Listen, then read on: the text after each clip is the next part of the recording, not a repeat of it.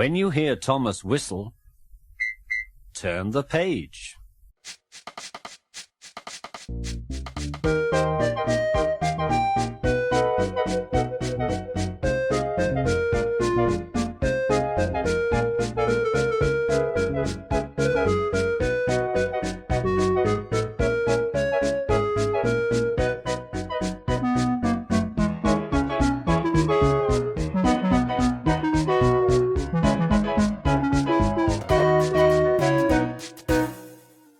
Duck takes charge. "Do you know what?" asked Percy. "What?" grunted Gordon. "Do you know what?" "Silly," said Gordon crossly. "Of course I don't know what, if you don't tell me what is." "The Fat Controller says that the work in the yard is too heavy for me," said Percy. "He's getting a bigger engine to help me." "Rubbish," said James.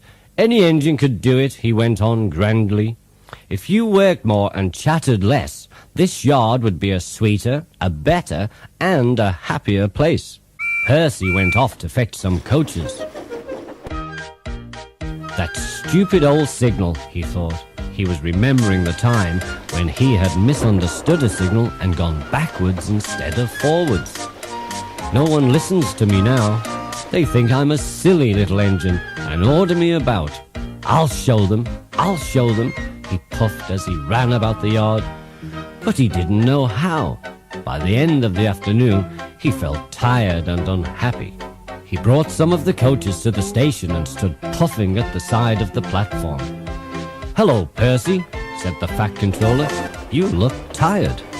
"Yes, sir, I am, sir," said Percy. "I don't know if I'm standing on my dome or my wheels." "You look the right way up to me," laughed the Fat Controller. "Cheer up. The new engine is bigger than you and can probably do the work alone. Would you like to help to build my new harbor? Thomas and Toby are helping." "Oh, yes, sir. Thank you, sir," said Percy happily. The new engine arrived next morning. "What's your name?" asked the Fat Controller kindly. "Montague, sir, but I'm usually called Duck," he replied.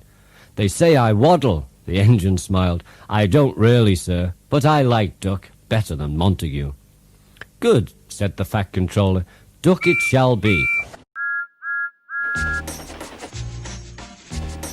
"Here, Percy, show Duck round." The two engines went off together. Soon they were very busy.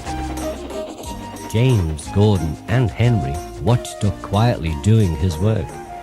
"He seems a simple sort of engine," they whispered. "We'll have some fun and order him about." "Quack! Quack!" they wheezed as they passed him. Smoke billowed everywhere.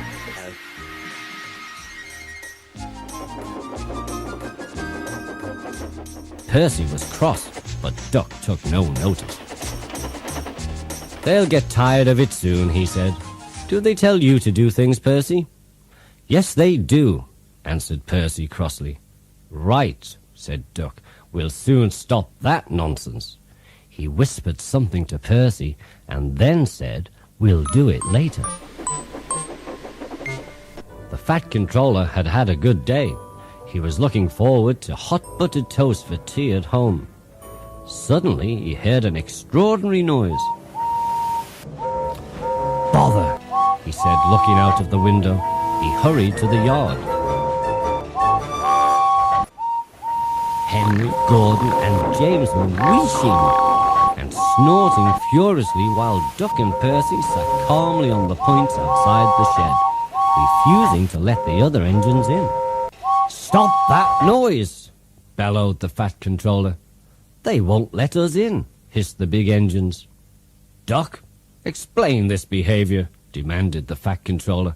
"Beg pardon, sir, but I'm a Great Western engine. We do our work without fuss.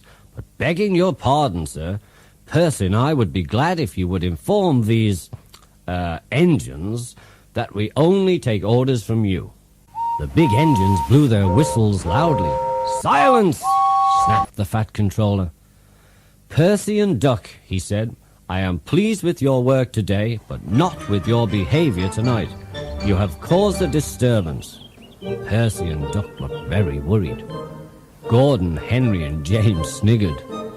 "As for you," thundered the Fat Controller, "you've been worse. You made the disturbance. Duck is quite right. This is my railway, and I give the orders." Later, Percy went away, and Duck was left to manage alone. And he did so, easily.